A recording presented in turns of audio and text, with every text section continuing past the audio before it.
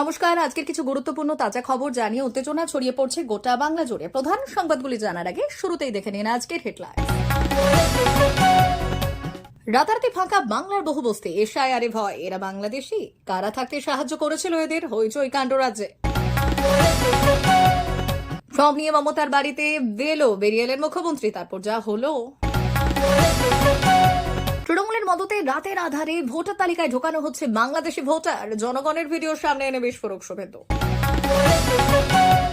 24 ঘন্টার মধ্যে জেলার রাজনীতির রং বদলে যাবে, তৃণমূলের ঘরে বসে শাসককেই হুঁশিয়ারি হুমায়ুনের।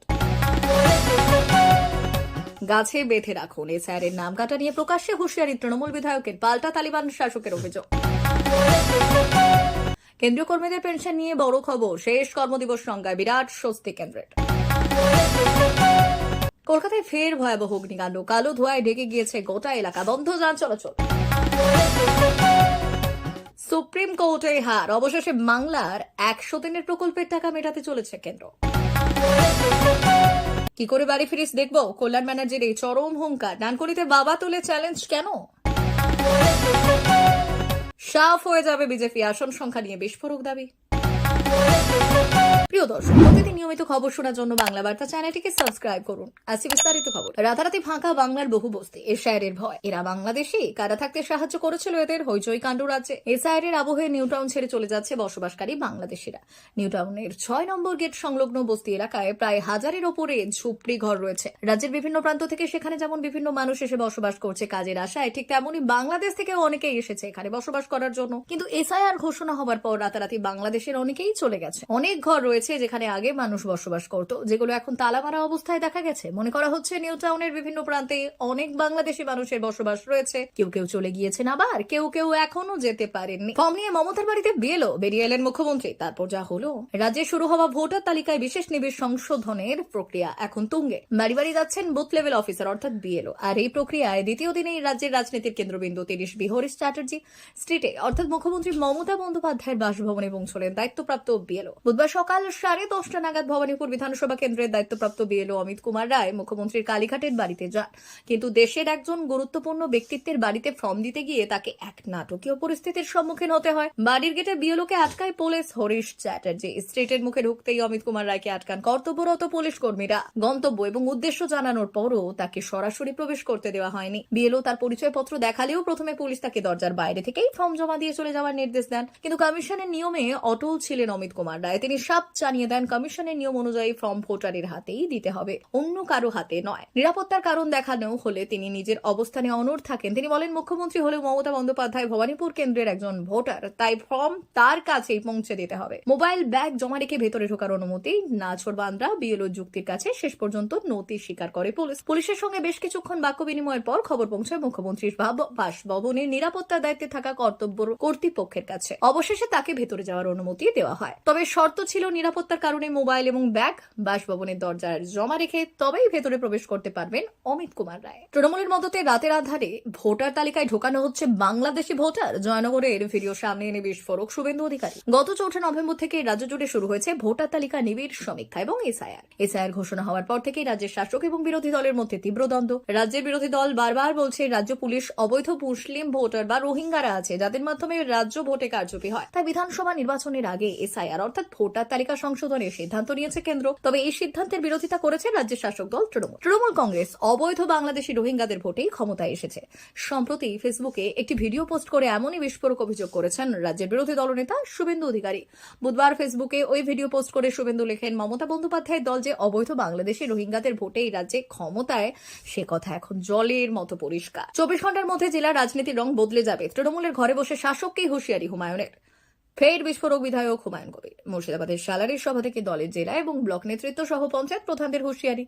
দল যদি মনে করে আমাদের মতো অযোগ্যদের প্রয়োজন নেই, তা 24 ঘন্টার মধ্যে জেলার রাজনীতির রং বদলায় কি করে তা দেখে নেবেন। এসআইআর নিয়ে মুর্শিদাবাদের সালার পেট্রোল পাম্প মোড়ে WA ওয়ার হাউস উদ্বোধন এবং সভা করতে এসে দলের নেতৃত্ব এবং পঞ্চায়েত প্রধানদের হুঁশিয়ারি দিলেন ভরতপুরের বিধায়ক হুমায়ুন কবির।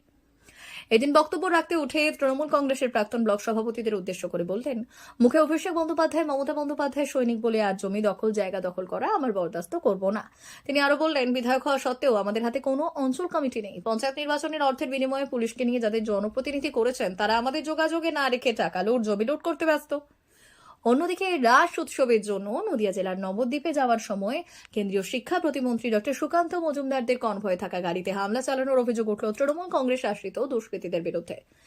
এই হামলায় একাধিক বিজেপি কর্মী আহত হয়েছেন, তারা হাসপাতালে চিকিৎসাধীন। স্থানীয় সূত্রে জানা গিয়েছে, নবদ্বীপের সরকার পাড়ায় বিজেপির একটি কর্মসূচিতে যাওয়ার পক্ষে সুকান্তর কনভয়ে থাকা একাধিক গাড়ি পিছিয়ে পড়ে ভুল রাস্তায় চলে যায়। গাছে বেঁধে রাখুন এসআইআর নাম কাটা নিয়ে প্রকাশ্যে হুঁশিয়ারি তৃণমূল বিধায়কের, পাল্টা তালিবানি শাসনের অভিযোগ। পশ্চিমবঙ্গে বিশেষ নিবিড় সংশোধনী এসআইআর প্রক্রিয়া শুরু হতেই ভোটার তালিকা নিয়ে তীব্র রাজনৈতিক সংঘাত শুরু হয়েছে তৃণমূল ও বিজেপির মধ্যে। যখন বিজেপি এই প্রক্রিয়াকে সমর্থন করে মাঠে নেমেছে, তখন তৃণমূলের স্থানীয় নেতারা নাম বাদ দেওয়ার বিরুদ্ধে কড়া হুঁশিয়ারি দিচ্ছেন। এই তালিকায় এবার যুক্ত হলেন ধনিয়াখালীর বিধায়ক অসীমা পাত্র। বুধবার চুচুড়া ঘোড়ের মোড়ে বিধায়ক অসিত মজুমদারের নেতৃত্বে তৃণমূল কংগ্রেসের প্রতিবাদী জনসভায় বক্তব্য রাখতে গিয়ে অসীমা পাত্র বিস্ফোরক মন্তব্য করেন। তিনি বলেন, বিজেপির যারা চুচুড়ার ভোটারদের নাম বাদ দিতে চায়, সেই নেতাদের দেখলেই গাছে বেঁধে রাখবেন, কোনো ছাড় নেই। অর্থাৎ বৈধ ভোটারদের নাম বাদ গেলে বিজেপি নেতাদের শারীরিক নিগ্রহের নির্দেশ দিয়েছেন তিনি। কেন্দ্রীয় কর্মীদের পেনশন নিয়ে বড় খবর, শেষ কর্মদিবস সংজ্ঞায় বিরাট স্বস্তি কেন্দ্রের। কেন্দ্রীয় সিভিল সার্ভিসেস বিধিমালা অর্থাৎ 2021-এর অধীনে কর্মীদের পেনশন গণনায় শেষ কর্মদিবস নিয়ে বিভ্রান্তি দূর করল কেন্দ্র। সরকার স্পষ্ট জানিয়েছে, অবসর, পদত্যাগ, অপসারণ এবং মৃত্যুর তারিখকেই শেষ কর্মদিবস ধরা হবে। ছুটিতে বা সাসপেনশন থাকলেও পেনশন গণনাতে অন্তর্ভুক্ত থাকবে, ফলে কর্মীর বা তার পরিবারের পেনশন সুবিধা সুরক্ষিত থাকবে।